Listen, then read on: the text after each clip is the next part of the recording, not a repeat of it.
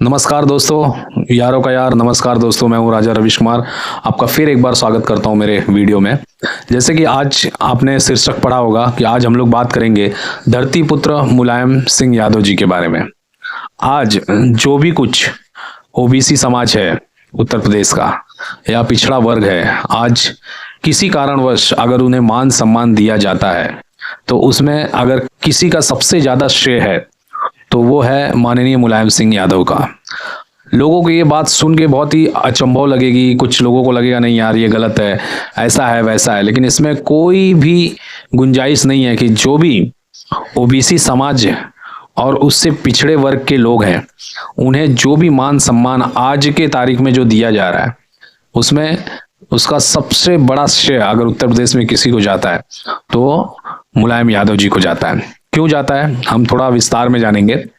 जैसे कि एक समय था, जो बाबू साहब लोग थे, जो पंडित जी लोग थे, ये दो जातियां उत्तर प्रदेश में सबसे ऊंचे स्थान पे बैठती थी। तीसरा जो कोई भी होता था, तीसरा हालांकि यादव ही जाती थी, बट उन्हें भी बाबू साहब लोग के बरोबर में बैठने का अधिकार नहीं था। मीन्स वो हैसियत भी नहीं थी और वो अधिकार भी नहीं था। और ये जो बाबू साहब, जो साहब लगा है पीछे बाबू के, वो उसी का देन था कि वो लोग बेचारे गरीब थे, अनपढ़ थे, अशिक्षित थे और पिछड़े थे, जिसकी वजह से ये दो जातियों का वर्चस्व उत्तर प्रदेश में जबरदस्त तरीके से था। लेकिन उसी समय मंडल कमंडल की राजनीति आपको पता ही है, 1980 के आसपास चालू थी। इंदिरा गांधी जो थी उनको हराने के लिए एक जनता दल का गठन किया गया था, जिसमें मुलायम यादव तो थे ही, लालू प्रसाद यादव भी थे और बहुत सारी पार्टियां थी। कांग्रेस को छोड़ के अपोज की सारी पार्टियां उसके अंदर थी। बीजेपी भी थी उसमें से, जो जनसंघ के नाम से जानी जाती थी। तभी उस समय से राजनीति में मुलायम सिंह यादव सक्रिय थे। फिर आगे जैसे जैसे बढ़े, जैसे ही जो जनता पार्टी थी वो टूट गई आगे चल के, क्योंकि आपको पता है ना कि वहां पे सामने इंदिरा गांधी थे और राजीव गांधी थे, बट यहाँ पे बहुत सारे कंटेंडर थे। जो कि आज जो सिचुएशन विपक्ष की हुई है, जैसे कि एक साइड में नरेंद्र मोदी हैं, निर्विरोध खड़े हैं, और दूसरे साइड में जो विपक्ष है उसमें बहुत सारे नेता हैं। अरविंद केजरीवाल बोलते हैं सजनी हमहू राजकुमार, अखिलेश बोलते हैं सजनी हमहू राजकुमार, और जो राहुल गांधी है वो बोलते हैं सजनी हमहू राजकुमार, और ममता जी हैं, शरद पवार हैं, उद्धव जी हैं, मतलब जितने हैं सभी बोलते हैं सजनी हमहू राजकुमार। तो सब लोग राजकुमार ही बनने के चक्कर में हैं। इसीलिए क्या होता है, जैसे ही सत्ता की बागडोर इनके तरफ आने की उम्मीद में रहती है कि जनता को पता चल जाता है कि इनके तरफ जाएगा तो खींचातानी होगी, उससे अच्छा है कि जो व्यक्ति जीत रहा है उसी को हम लोग जिता के आगे ये करें। तो जब आगे ऐसा होता था उस समय पे भी, तो जनता पार्टी ने एक बार मोरारजी देसाई के नेतृत्व में एक बार इनको पटखनी तो दे दी कांग्रेस को, लेकिन वो जो प्रधानमंत्री की कुर्सी की खींचातानी हुई और जो कांग्रेस ने उनके पीछे जो बहुत बड़ी गेम खेली जनता दल के पीछे, वो हालत खराब हो गई समझो सबकी। और सब लोग अपनी अपनी पार्टियां तोड़ के अपना अपना पक्ष बनाने लगे। उसी में एक माननीय लोहिया जी का एक पक्ष था, समाजवादी पार्टी, जिसको कैप्चर हमारे मुलायम सिंह यादव ने किया। लालू ने खुद की पार्टी बनाई। उसी समय 1980 के आसपास बीजेपी भी पैदा हो गई जनता दल से निकल के।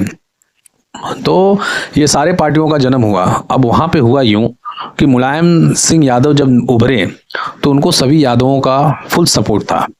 पहलवान थे, अध्यापक भी थे। अब पहलवानी करते करते खून में गर्मी थी उनके, और उनके भाषण लोगों को छू जाते थे, और धीरे धीरे वो अपना वर्चस्व बनाते चले गए। अब जो यूपी के जो यादव थे वो एक मुस्त होके मुलायम यादव को वोट करने लगे, जिसका नतीजा ये हुआ कि कैसा होता है, अगर यादव आज उस समय 15% के आसपास उत्तर प्रदेश में मुलायम सिंह के पास पाले में चले गए। 15% अगर कोई भी वोट सडनली किसी पार्टी की तरफ शिफ्ट हो और वो पार्टी एक चुनाव दो चुनाव लड़के अगर वो एक चौथाई सीट निकालने लगे तो लोगों के नजर में चढ़ जाती है। तो उनको समझ में आया कि कांग्रेस का लोहा अगर कोई थाम सकता है उत्तर प्रदेश में तो वो है मुलायम सिंह यादव या तो भाजपा, भारतीय जनता पार्टी। उस टाइम पे बहुजन समाज पार्टी का उतना बोलबाला नहीं था। तो जो वोटर थे वो शिफ्ट हो गए भाजपा की तरफ और समाजवादी की तरफ। और धीरे धीरे कांग्रेस वहां पे कम होते गई, लड़ाई भाजपा सपा होने लगी। फिर दलित की राजनीति करते हुए काशीराम भी आ गए मैदान में।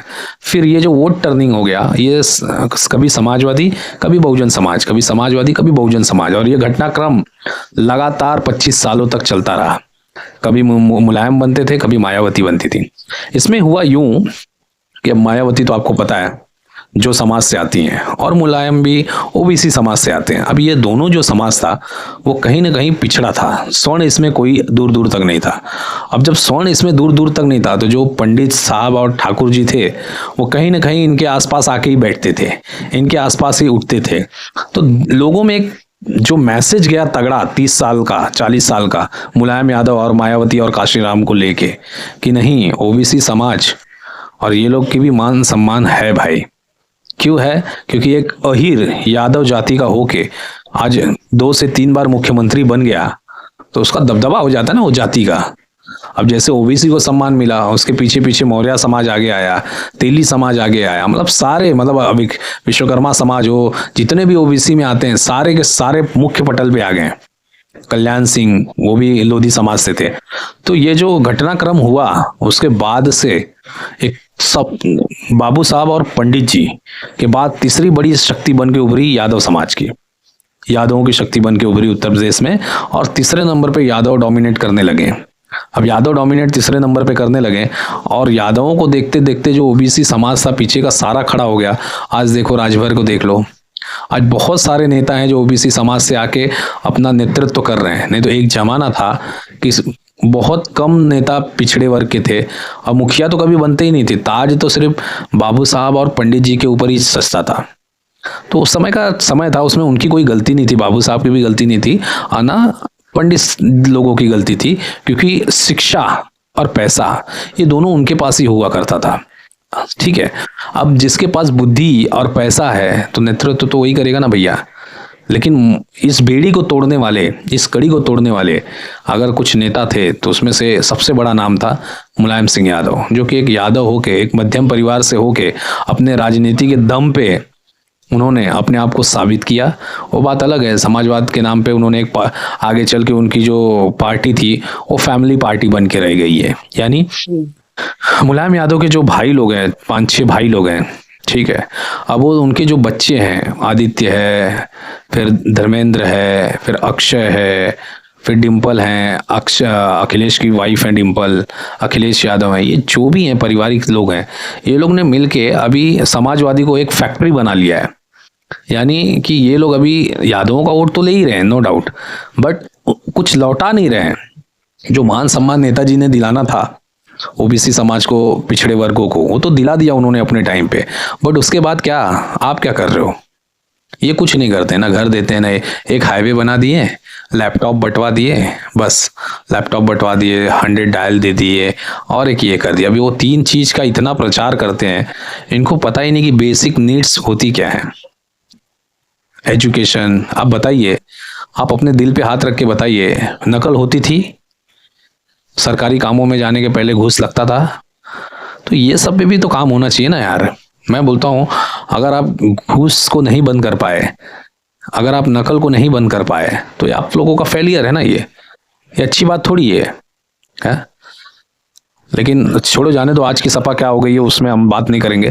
आज की सपा बोलेंगे तो समझ लो एक कंडम पार्टी है। कंडम यानी खत्म पार्टी है, उसमें कोई जान ऊन कुछ नहीं है। सिर्फ एक भाई साहब बोलते ना, फैक्ट्री पप्पा की ले लिए हैं, मेरे ख्याल से जबरदस्ती ले लिए हैं, क्योंकि शिवपाल यादव जो थे, मुलायम यादव जब गद्दी से उतरे तो पूरा दावेदारी शिवपाल को देने की कोशिश में थे कि अखिलेश ने माइक छीन के उनके साथ जो सलूक किया, उस सलूक की वजह से वो गए माननीय नरेंद्र मोदी को अपना सपोर्ट दिए। उन्होंने क्या बोला है आप यूट्यूब पे सर्च कर सकते हो कि मुलायम यादव ने जब मोदी जी के साथ में उनका भाषण चालू था, लास्ट था 2014 का जो लास्ट टर्म्स था, उसमें उन्होंने बोला था मोदी जी को कि मैं भगवान से यही मेरी इच्छा है कि जितने भी सांसद यहाँ पे जीत के आए हैं वो वापस से जीत के आए और फिर से हम लोग मिले इसी सदन में। इसका मतलब आप जानते हो, कहीं ना कहीं उन्होंने नरेंद्र मोदी को अजय का आशीर्वाद दे दिया कि जितने भी सांसद इस लोकसभा में जीत के आए हैं वो सभी फिर से आए। यानी आप समझ रहे हो,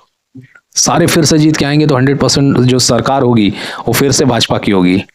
और मोदी जो होंगे वो प्रधानमंत्री की दावेदारी फिर से रहेंगे। ये किसने आशीर्वाद दिया था?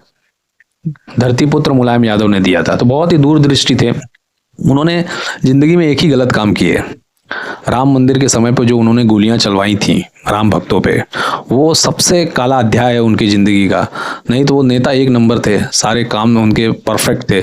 उनके साथ में सारा समाज था, ऊपर से लेके ओबीसी से लेके एसटी एससी स्वर्ण जितने लोग थे सब उनके साथ में थे। सब मिलजुल के काम करते थे। नेता बहुत परफेक्ट थे। लेकिन आज की तारीख में क्या हो गया है? आज की तारीख में समाजवादी पार्टी में किसी ब्राह्मण को या किसी क्षत्रिय को घुटन महसूस होती है, क्योंकि वो जो जहर है ना, वो जो जहर वो समाजवादियों के नस नस में भर चुका है। और वो आए दिन उनसे इतनी घृणा करते हैं। क्यों?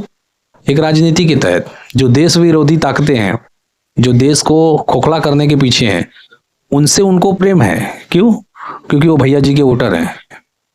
लेकिन उनसे उनको नफरत है जो कि नेतृत्व करता है किसी भी समाज का या किसी भी देश के इसका अग्रसर होने के लिए जो लगता है पथ का, उससे लोग चिढ़ते हैं, स्वर्ण लोग से। आज बताइए, ये सिचुएशन इस समाजवादी पार्टी की। तो जो माननीय मुलायम यादव जी थे, वो एक खटिया पड़ी है तो वहां पे ठाकुर और बावन बैठे रहते थे, तीसरे को जगह नहीं था। लेकिन उन्होंने यादवों को भी वहां पे बैठा के ये साबित किया कि आप भी इनके बरोबर बैठ सकते हो, आप इनके बरोबर रह सकते हो। और आज जो पूरा समाज है, ओबीसी समाज, एसटी एससी, आज जो छाती ठोक के खड़ा होता है, तो कहीं ना कहीं जो उसके जो नायक हैं, वो जो नायक थे माननीय मुलायम यादव थे। आज के लिए बस इतना ही दोस्तों। नमस्कार।